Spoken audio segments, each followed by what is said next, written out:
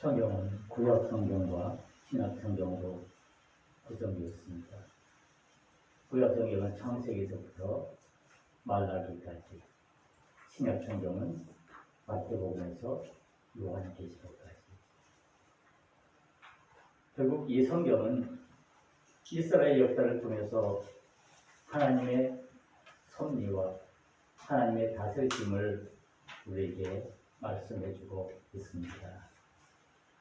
이 성경은 단순히 지나간 이스라엘 그 나라라는 그것에만 한정되어 있지 않고 지금 우리의 삶 속에서도 적용되고 그리고 우리 앞으로 미래의 삶에도 적용되는 하나님의 살아계신 말씀입니다.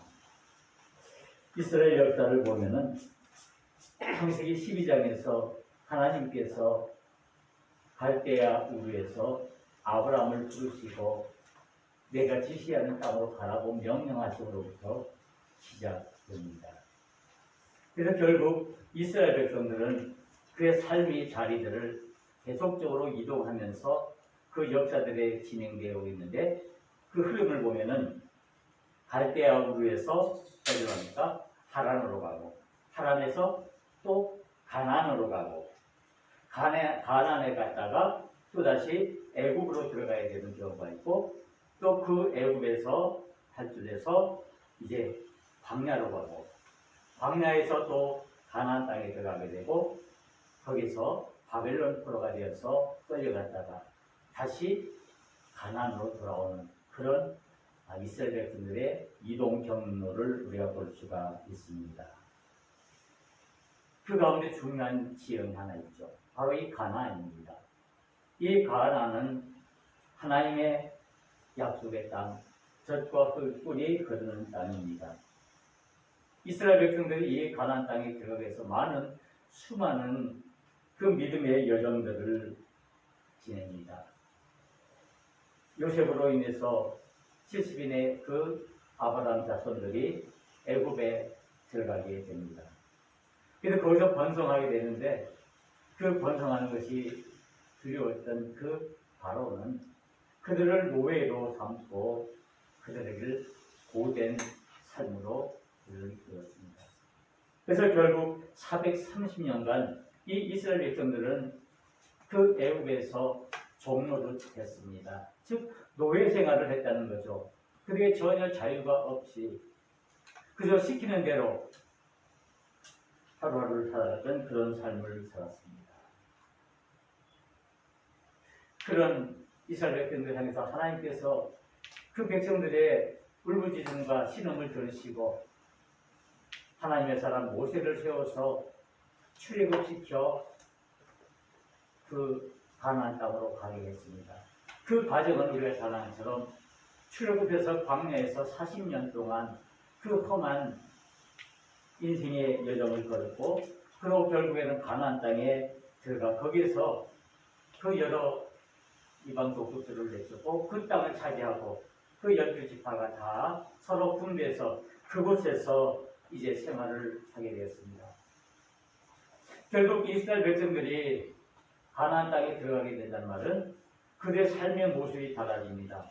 지금까지는 유목 생활을 했지만은 양을 치고 염소를 치고 이런 유목 생활을 했지만은 이제는 그 땅에 들어가서 그 땅에서 농사를 지으면서 농경 문화의 삶을 시작하는 것을 우리에게 보여주고 있습니다.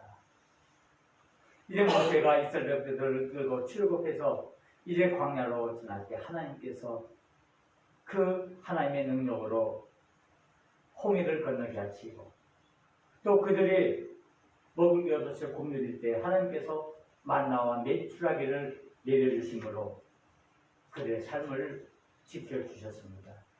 그래서 그 40년의 그 광야의 그 시간들을 통해서 이스라엘 백성들 더욱더 연단시키시고 그 고난 가운데서 역사하시는 하나님의 능력을 보여주심으로 말미암아 더욱더 하나님을 의지하게 하는 그런 일들을 보여주었습니다.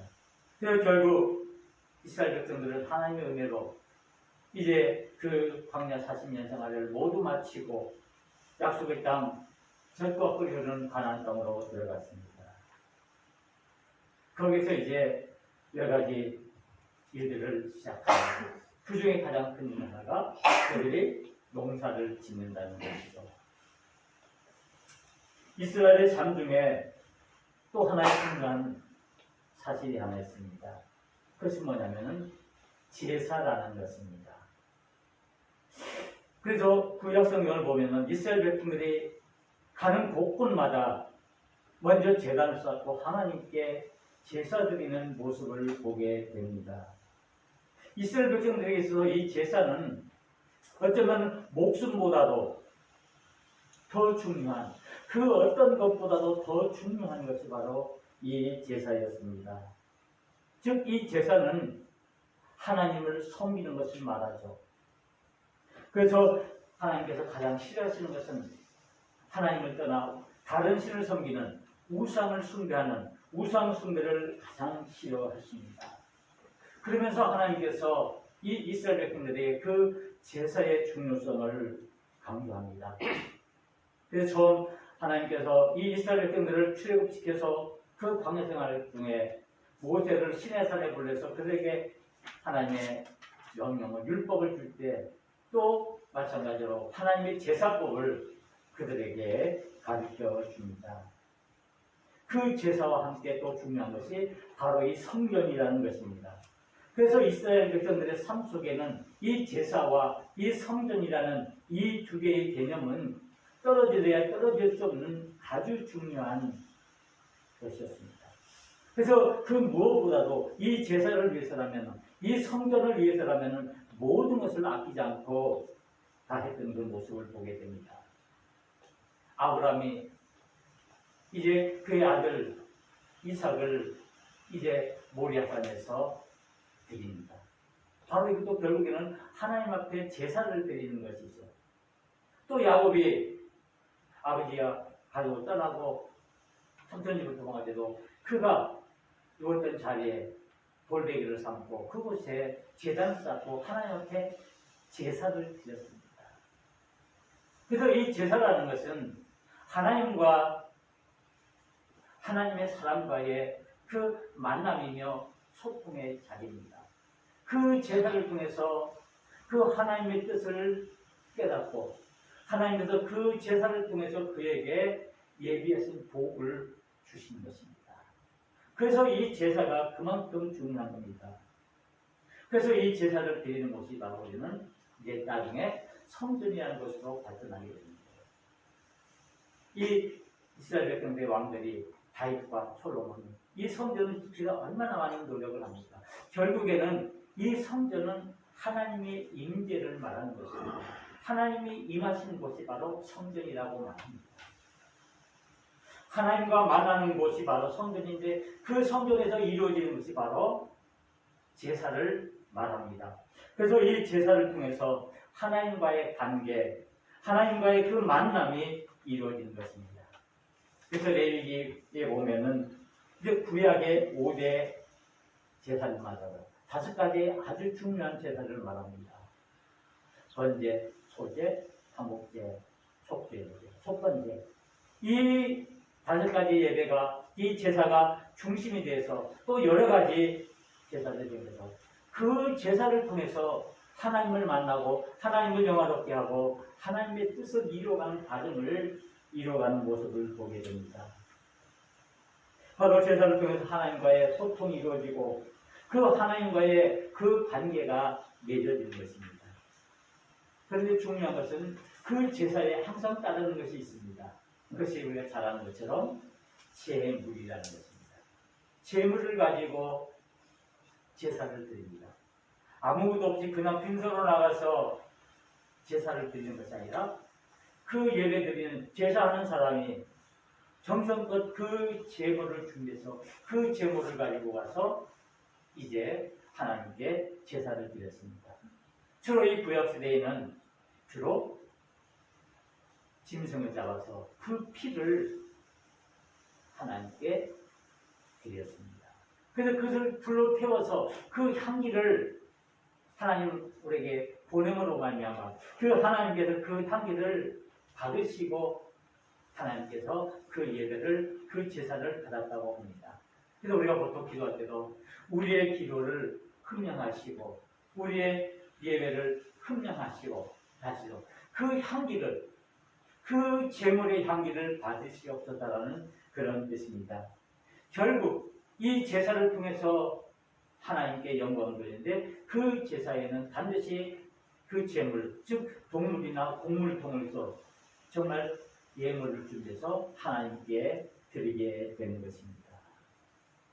이제 이스라엘 백성들이 가나안 땅에 정착해서 이제 처음 그들이 지금까지는 광야의 생활 동안에서 만나와 메추라기를 하늘에서 내려주는 양식을 먹었습니다.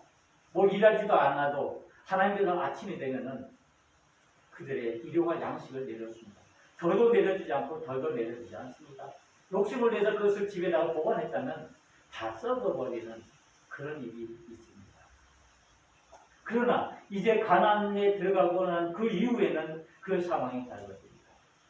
그 가나안 땅에 들어가는 그 순간 바로 만나와 메추라기가 끊어지고 이제는 이스라엘 백성들이 땀을 흘리고 그들의 수고에 의해서 그들이 먹을 일용할 양식을 생겨하는 것입니다. 이스라엘 백성들에게 3대 명절이 있습니다. 아주 중요한 명절이 있는데 그것은 6월절, 그리고 77절, 그리고 초막절. 이제 6월절을 우리가 다루는 것처럼 이제 모세가 이스라엘 백성들을 출애굽시킬 때 그 어린 양의 피를 문석지를 담으로 말미암아 그 하나님의 재앙이 건너갔던 것. 그것이 바로 6월절의 시작이고 그 가운데 또 하나는 바로 이 77절. 우리가 요즘 말하는 맥추절을 말합니다. 그리고 이 맥추절은 77절은 신약에 와서 무엇과 통하느냐 하면은 오순절과도 통합니다. 그리고 마지막 세 가지 볼 때는 초막절. 초막 그대로 집을 짓는 하나의 텐트를 짓는 그래서 거기에 섞어가는 것을 기념하는 것이죠. 바로 이 모든 이 절기들은 이 명절들은 바로 출애굽과 연관이 되어 있습니다. 그리고 그 출애굽을 통해서 하나님께서 이스라엘 백성들을 어떻게 지키시고 인도하시는가 하는 그 모습들을 잘 보여주고 있는 것입니다. 출애굽은 누가 했습니까? 그러면은 우리 어린 학생들은 말하죠. 모세가 했습니다. 아닙니다. 출애굽의 주인공은 하나님이십니다. 하나님께서 친히 행하신 하나님의 일입니다. 하나님께서 우리를 구원하시기 위해서 그 구원의 역사를 이루기 위해서 이 출애굽의 그 사건을 일으키시고 그 사건을 통해서 하나님께서 우리에게 그 구원의 모습을 미리 보여주고 있습니다. 그래서 우리는 이 출애굽을 통해서 앞으로 신약에 나타날 그 예수님의 십자가의 사건과 바로 연관시키고 있는 것을 보게 됩니다. 오늘 이 3대 명절 가운데 77절 오늘 우리가 이건 신명기 16장 9절에서 12절에 이 말씀을 말씀하고 있습니다. 너희가 이 77절을 지키라. 왜 지켜야 하는지, 어떻게 지켜야 하는지를 말씀하고 있습니다. 그래서 우리는 이 77절을 통해서 이제 말하고 있는 것은 7주를 계산하라는 것입니다. 즉, 이스라엘 백성들이 가나안 땅에서 보리와 밀 농사를 짓고 그것을 거두는 첫날부터 7주 동안 그 밀과 보리를 수확하고 그리고 마지막 그 50일 때 되는 날 77절 7 곱하기 7 이후에 7주 후에 그것을 가지고 하나님께 제사를 드려라는 것입니다. 바로 이것이 77절의 유래입니다. 그래서 이 말씀을 통해서 하나님께서 그 77절을 우리에게 지키라고 말씀하고 있는 것입니다. 그래서 출애굽기 23장 16절에도 보면은 맥추절을 지키라라고 말씀하고 있고 오늘 이 신명기 16장 말씀을 통해서 너희는 이 규례를 이 77절의 규례를 지키라라고 말씀하고 있습니다.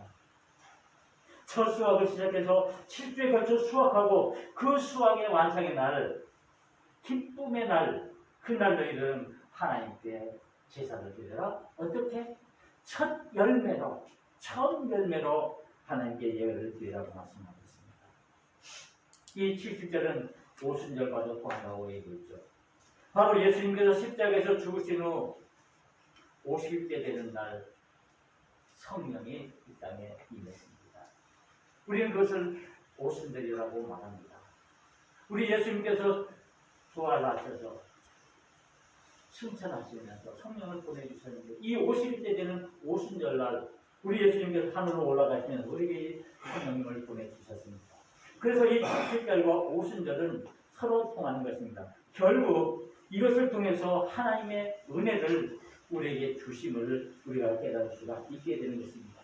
결국 이 칠칠절을 지키라는 것은, 이 맥주절을 지키라는 것은 하나님이 믿음의 사람들을 향한 하나님의 명령인 것입니다.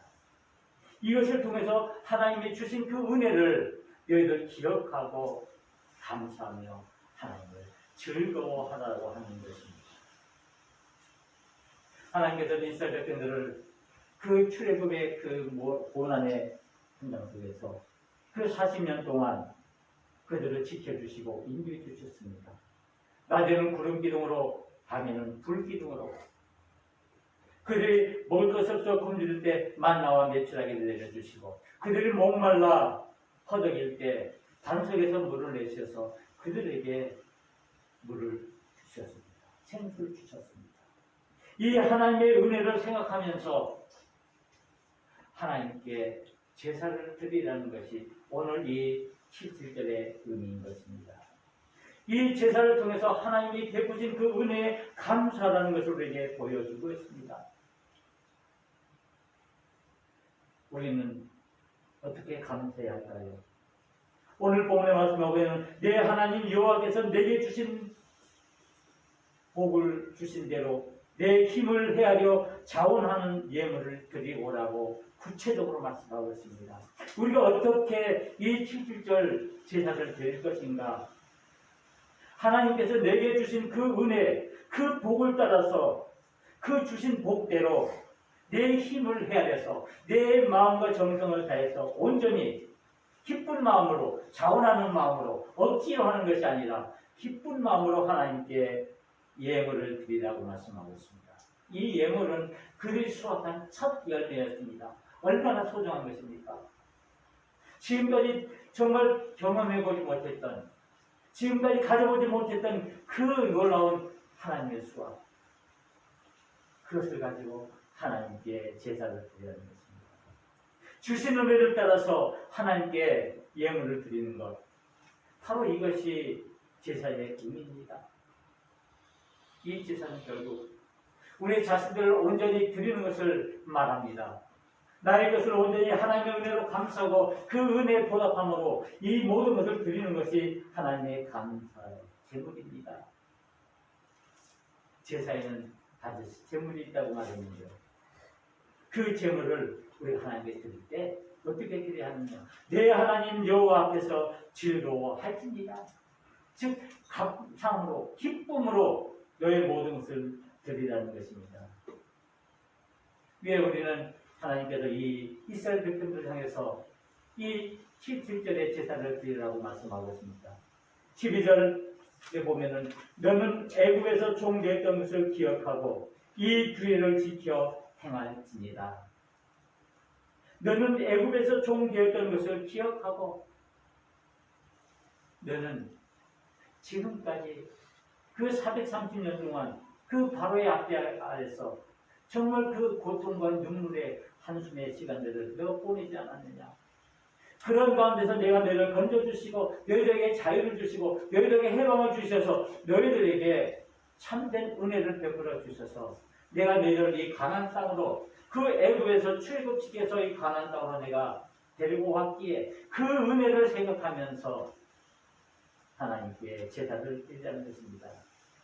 바로 제사를 드리는 이유는 그들의 과거를 기억하고 그리고 하나님의 이름을 두시려고 하나님의 이름을 높이려고 하나님의 이름을 영광스럽게 하려고 제사하는 드리는 것입니다. 바로 하나님의 구원의 섭리를 잊지 말라는 것입니다. 출애굽의 은혜를 잊지 말고 오직 하나님께 제사함으로 하나님께 감사해라고 말씀하고 있습니다. 이제 우리는 이 말씀 중에서 우리 생각해볼 문제가 있습니다. 왜 하나님은 우리에게 제사를 드리라고 하는가? 다시 오늘 우리의 말로 바꾼다면 왜 하나님은 우리에게 예배를 드리라고 말하는가? 이 제사라는 말을 오늘의 말로 바꾸고 말한다면 예배라고 말할 수가 있는데, 우리가 주일마다 교회에 나와서 하나님께 예배 드리고 시간마다 그 시간을 정해서 하나님께 예배를 드리는데, 왜 하나님께 우리가 예배를 드려야 하는가? 그 이유를 우리가 분명히 알아야 합니다. 그래서 오늘 이 17절에 그 절기를 통해서 하나님께서 왜 우리에게 제사를 드리라고 하는지, 왜 우리에게 예배를 드리라고 하는지 그 이유를 분명히 알아야 우리가 온전한 참된 예배를 하나님께 드릴 수 있습니다. 우리는 이 예배는 습관적으로 우리 몸에 대해서 그저 시간 되면, 주일 되면 땡하고 교회 나가서 그 자리에 앉아서 드리는, 막연히 드리는 것이 아닙니다. 그래서 우리는 오늘 이 말씀을 통해서 왜 우리가 하나님께 예배를 드려야 되는지, 우리가 어떻게 예배를 드려야 되는지, 왜 그 예배가 중요한지, 그 예배의 중요성을 우리가 다시 한번 생각해 봐야 한다는 말씀입니다. 우리는 예배를 너무 쉽게 생각하는 경향이 있습니다. 특히 요즘 이 코로나 사태로 인해서 우리 교회가 많은 어려움을 처하고 있는데, 그 중에 하나가 바로 우리가 이 예배를 마음대로 우리의 마음을 다해서 정성껏 드리지 못하고 여러 가지 제약을 받아서 우리가 하나님께 온전한 예배를 드리고 드리지 못함을 우리가 경험하고 있기에 너무나 우리는 안타까운 마음을 가지고 있습니다. 예배를 드려서 마음껏 찬양하지 못하고, 마음껏 기도하지 못하고, 마음껏 우리가 하나님께 영광을 돌리지 못하고, 우리가 움츠리고 누구의 눈치를 봐야 되고 어떤 제약의 한계가 되어서 그 테두리 안에서 우리가 예배를 드리자면 그것이 과연 온전한 예배가 될 수 있습니다. 아마 여러분도 마찬가지겠지만 특히 이 목회자들은 이 코로나 시대 때 정말 마음 아픈 것은 이 예배를 하나님께 온전히 드리지 못한 이것으로 인해서 오는 이 우리의 그 마음의 답답함, 그 스트레스는 정말 말로 할 수 없을 것입니다. 아마 여러분도 마찬가지일 겁니다. 내가 정말 온전한 그리스도인으로, 믿음의 사람으로 정말 하나님과 온전한 예배를 드리기를 원하는데 이와 같은 여러 가지 일로 해서 우리가 하나님께 예배하지 못한다면 과연 우리의 삶이 어떻게 될 것인가 하는 것입니다. 우리 신앙인에 있어서 가장 큰 힘이 뭡니까? 내가 예수를 믿는다는 것이 무엇을 말합니까? 내 자신이 그리스도인이라는 증거가 과연 무엇입니까? 예수 믿지 않는 그 비신앙인들과 다른 점이 뭡니까? 많은 사람들은 말하고, 예수 믿는 사람들은 착해야 돼, 깨끗해야 돼, 순결해야 돼. 모든 이 세상에 그런 죄악으로부터 깨끗해야 돼. 일단 도덕적으로 기독교인들은 기독교 아닌 사람들과 이제 다른 모습을 보여야 하는 거죠. 도덕적으로 깨끗해야 되고, 착한 일을 해야 되고, 순해야 되고, 그저 말 잘 들어야 되고, 이런 것을 그리스도인으로 이렇게 규정을 하려고 합니다. 정말 그렇습니까? 내가 예수를 믿는 그리스도라면 예수를 믿지 않는 그 비그리스도인과의 차이가 과연 무엇인지, 어떤 면에서 나는 다른 것인지, 어떤 면에서 나는 내가 그리스도인이라는 모습을 보여줄 수 있는지, 과연 무엇일까요? 우리는 근본적인 문제를 우리가 생각해야 합니다. 말씀에서 근본적으로 말씀하시는 그 뜻이 어디에 있는가를 우리는 먼저 깨달아야 합니다. 그래야 우리가 참된 그리스도인으로서 참된 예배를, 온전한 예배를 하나님께 드림으로 인해서 하나님의 우리에게 예배하신 그 축복들을 우리가 누릴 수 있게 되는 것입니다. 우리는 많은 성경을 통해서 깨닫는 것입니다. 우리 신앙인들의, 우리 그리스도인들의 가장 큰 특징은 감사하는 사람이라는 것입니다. 네. 믿음의 사람은 감사의 사람입니다. 네. 바로 이 감사의 말로 우리 신앙에 있어서 가장 중심적인 요소이고, 어쩌면 우리의 믿음의 시작이 이 감사에서부터 시작돼야 한다는 사실입니다. 이스라엘 백성들이 왜 하나님을 자주 떠납니까? 하나님의 주시는 은혜를 제대로 깨닫지 못하고 늘 불평과 불만 속에 있을 때 그들이 하나님을 떠나는 모습을 보게 됩니다. 그들에게 감사하는 마음이 없기 때문에 하나님을 온전히 신뢰하지 못한다는 것이죠. 감사가 없음으로 말미암아, 참된 감사를 하지 못함으로 말미암아 그들의 믿음에 이상 신호가 온다는 말씀입니다. 불평과 불만으로 하나님께 감사하지 못하는 경우에 우리의 믿음에도 문제가 생깁니다. 그래서 우리는 하나님이 아닌 다른 것에 더 많은 관심을 두려고 하게 되는 것입니다. 바로 이것이 우상 숭배지요.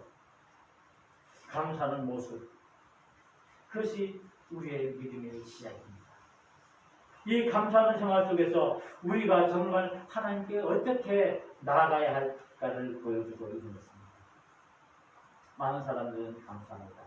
다른 사람이 나에게 유익을 주고 나에게 무엇인가를 줬을 때 그에 대해서 감사하다라고 말합니다. 어떤 사람이 나에게 도움을 주고 어떤 선물을 주고 나에게 어떤 유익을 주면 그 사람에 대해서 무한한 감사를 느끼게 되죠. 그렇지 않으면 별 감사는 마음이 없죠. 그냥 그런 대로 지내죠. 그런데 우리가 신앙에서 말하는 이 감사는 과연 어떤 신앙일까요? 이 신앙에서 말하는 이 감사는 과연 어떤 감사일까요? 이것은 일반적으로 우리가 말하는 감사입니다. 땡큐가 아닙니다. 땡큐가 아닙니다. 우리가 드리는 감사는 하나님에 대한 감사입니다.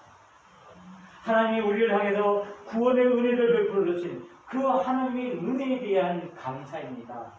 죄와 허물로 죽을 수 없는 나를 하나님께서 그 독생자 아들 예수 그리스도를 이 땅에 보내주시므로 말미암아 그 은혜를 통해서 나를 구원해 주시어서 나를 하나님의 자녀로 삼아 주셨기에 그것에 대해서 감사하는 것입니다. 하나님이 나에게 건강을 주고 나에게 많은 물질을 주고 나에게 많은 자녀의 복을 주어서 그 세상적인 것 때문에 내가 감사하는 것이 아니라, 물론 그것도 우리가 감사의 조건이 되죠.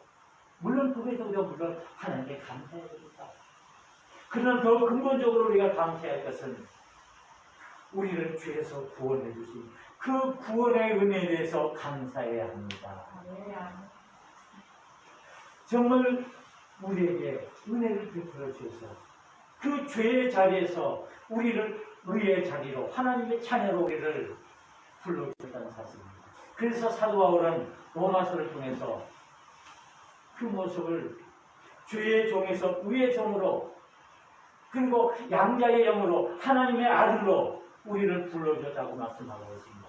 바로 그것이 은혜라고 말씀하고 있고 그것이 우리의 감사의 조건이라고 말씀하고 있습니다. 바울은 하나님이 그 바울에게 건강을 주시고 물질을 주시고 어떤 좋은 것을 주어서, 세상적인 좋은 것을 주어서 감사한 것이 아니라 하나님께서 그에게 구원의 은혜를 주신 그 은혜에 대해서 감사하면서 하나님의 영광과 찬송을 돌리는 것을 보게 됩니다. 저와 여러분들의 감사의 모습은 어떻습니까?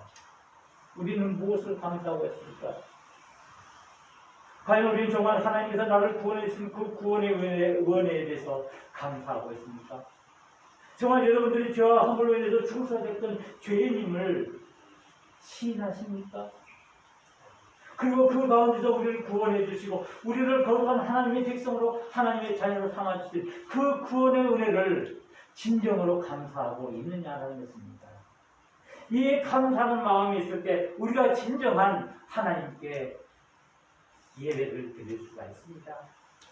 우리가 왜 진정한 예배를 드리지 못합니까? 그 이유는 바로 우리가 이 구원의 은혜가 우리의 마음속에 있지 않기 때문입니다. 그 구원의 확신이 없기 때문에 우리의 예배가 밍숭생숭해지고 그 예배가 별로 재미가 없는 거죠. 내가 하나님의 은혜로 구원함을 받았다는 그 놀라운 구원의 감격을 내가 가졌다면, 그 은혜를 내 마음속에 가졌다면 내가 얼마나 드리는 이 한 시간의 예배가 얼마나 소중하고 얼마나 귀중하고 이 예배를 통해서 우리가 얼만큼 하나님의 축복을 누릴 수 있는가를 우리는 깨닫지 않겠습니까? 우리는 먼저 하나님 나를 구원해 주신 그 구원의 은혜를 감사해야 합니다. 하나님께서 나를 구원하시기 위해서 예수 그리스도를 이 땅에 보내주시고 그분이 십자가에서 피 흘려 죽으심으로 말미암아 그 십자가에서 고난을 받으심으로 말미암아 우리가 구원함을 얻었습니다. 그 구원함을 찬양하는 것이, 그 구원함을 고백하는 것이 우리의 감사의 조건이며 이것이 바로 우리가 하나님께 예배를 드려야 할 참된 이유인 것입니다. 우리는 기억해야 합니다. 우리는 하나님의 은혜로 구원함을 받은 하나님의 자녀들입니다.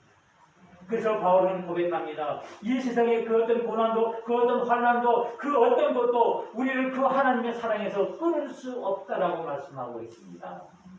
그 구원의 은혜가 우리와 함께함으로 인해서 우리는 어떤 고난도, 역경도, 시련도, 그 환난도, 유혹도, 그 모든 것들을 이겨낼 수 있다라고 사도 바울은 고백하고 있습니다. 그 믿음이, 그 고백이 저와 여러분이 고백이 될 수 있는 간절입니다.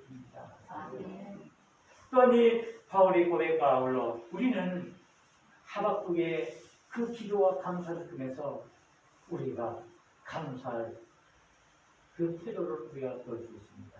그래서 하박국 3장 17절에서 18절을 보면은 비록 무화과 나무가 무성하지 못하며 포도나무에 열매가 없으며 감람나무에 소출이 없으며 밭에 먹을 것이 없으며 우리의 양이 없으며 외양간에 소가 없을지라도 나는 여호와로 말미암아 즐거워하며 나의 구원의 하나님으로 말미암아 기뻐하리로다. 나의 구원의 하나님으로 말미암아 하나님께서 나를 구원해 주신 그 은혜로 말미암아 내가 기뻐하며 하나님께 감사하며 하나님께 찬양하며 예배할 수 있다는 말씀입니다. 저와 여러분들이 이 시간 여러분 그 귀한 시간 이 시간 나와 하나님께 예배를 드립니까? 바로 그것은 저와 여러분을 구원해 주신 그 구원의 은혜에 감사하기 위함입니다. 또 하나의 감사의 이유는 우리를 인도해 주시는 그 하나님의 은혜 때문입니다. 우리는 많은 어려움과 많은 시련을 가지고 이 세상에 살아갑니다. 그러나 그때마다 하나님께서 우리에게 지혜를 주시고 믿음을 주시고 능력을 주셔서 그 모든 것들을 하나하나 다 이기게 한다는 사실입니다. 때로는 우리가 너무나 힘든 상황에 여러분들 처하게 돼서 내가 어떻게 이 난관을 헤쳐나갈지, 내가 이 어려운 그 순간들을 내가 어떻게 감당할지, 정말 한 시간도 내가 살아갈 수 없는, 한순간도 숨을 쉴 수 없는 그런 절박한 그런 상황들이 얼마나 많습니까? 우리가 여기 나와 앉아서 예배드리니까 다 편한 것 같지만 여러분들 삶의 현장 속에서 얼마나 많은 괴로움과 고난과 역경을 당합니까? 정말 말 못할, 누구의 말 못할 그 고통스러운 일들이 얼마나 많이 있습니까? 그러나 우리 하나님께서는 그 가운데서도 우리를 지켜주시고 우리를 인도해 주신다는 사실입니다. 이스라엘 백성들이 그 광야의 그 고난의 40년 동안 하나님의 그 때를 따라 그들에게 모든 것을 내려주셨다는 것처럼 하나님께서 여러분들의 삶을 인도하시고 주관하여 주신 줄 믿습니다. 그 은혜를 우리가 감사하는 것입니다. 우리는 다른 것 감사하는 것이 아니라 하나님께서 나의 하나님이 되어주시고 나를 인도해 주시는 그 하나님의 능력에 대해서 감사하는 것입니다. 하나님은 나와 함께 하시는 그 놀라운 하늘의 능력을 우리가 감사하는 것입니다. 결국 믿음의 사람들의 감사는 하나님이 나를 향한 그 구원의 은혜에 감사하는 것이고 하나님께서 나를 지켜주시는 그 하나님의 능력에 대해서 감사하는 것입니다. 이제 우리는 진정한 감사를 드려야 합니다. 우리는 무엇을 감사해야 될까요?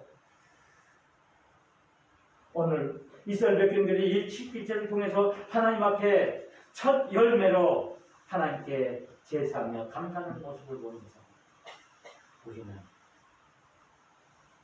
하나님께 감사로 예배해야 합니다. 감사의 제사를 드려야 합니다. 그런데 실제 우리의 모습은 감사하는 것일까요? 얼마큼인가요? 왜 우리는 감사하지 못할까요? 왜 우리는 진정으로 하나님에 대해서 감사하지 못할까요? 그것은 우리의 교만 때문입니다. 내 마음속에 도사리고 있는 그 이기심 때문에, 그 이기심과 교만 때문에 스스로 내 모든 것을 내가 할 수 있다라는 그 헛된 생각 때문에 내가 하나님께 진정한 감사를 드리지 못한 것입니다. 내가 부족해서, 내가 가진 것이 모자라서, 내가 드릴 것이 없어서 내가 감사하지 못하는 것 아닙니다. 결국에는 우리 스스로가 하나님을 인정하지 못하고 내 자신의 욕심만을 추구하기 때문에, 늘 만족하지 못하기 때문에, 늘 불평, 불만 속에서 우리는 감사하지 못하는 것입니다. 왜 우리는 감사하지 못할까요? 그러니까 우리가 어떻게 감사해야 할까요? 우리가 어떻게 감사해야 할까요? 우리는 분명히 감사할 이유와 그 조건들을 우리가 알고 있습니다. 그럼 우리가 어떻게 감사해야 할까요? 오늘 이스라엘 백성들이 이 칠기를 통해서 첫 열매를 드렸다는 것입니다. 그 첫 열매가 무엇입니까? 우리의 마음과 우리 정신, 우리의 모든 것입니다. 내 자신의 모든 것을 온전히 드린 것입니다. 가장 귀한 것을, 가장 소중한 것을 하나님께 드린 것입니다. 내 자신에게 있어 소중한 것이 무엇입니까? 하나님께서 뭐 가질 것이 없어서 모자라서 우리에게 요구하십니까? 하나님이 뭐 모자라고 뭐가 먹을 것이 있어, 먹고 싶은 것이 있어서, 가고 싶은 것이 있어서 그것을 우리에게 드리라고 할까요? 그렇지 않습니다. 우리의 진정도 온전한 예배, 온전한 마음을 원하고 있습니다. 그래서 우리는 감사로 진정한 우리의 믿음, 우리의 모습을 하나님께 드려야 합니다. 그래서 바울은 말합니다. 로마서 10장에서 산제물로, 산제사로 하나님께 드릴 것을 드리라고 말씀하고 있습니다. 이제 우리는 예배를 통해서 하나님을 만나야 합니다. 우리는 이 예배를 통해서 하나님의 축복을 누려야 합니다. 그리고 이 예배를 통해서 진정으로 우리는 예배를 드리는 그 구원의 은혜와 우리를 인도하시는 그 하나님의 능력에 감사해야 합니다. 감사해야 합니다. 하나님의 뜻을 이루어나가는 것입니다. 그래서 데살로니가서 5장에 보면 항상 기뻐하라, 쉬지 말고 기도하라, 범사에 감사하라. 이것이 그리스도 예수 안에서 너희를 향하신 하나님의 뜻이니라 말씀하고 있습니다. 하나님을 향한 그 온전한 예배를 통해서 우리의 삶을 드리는 축복을 통해서 우리 모두가 되어야 하겠습니다. 감사를 기도하시겠습니다. 은혜로우신 하나님 아버지 감사합니다. 오늘 210절 주 감사 주일을 맞이해서 우리가 하나님 앞에 나와 이스라엘 백성들이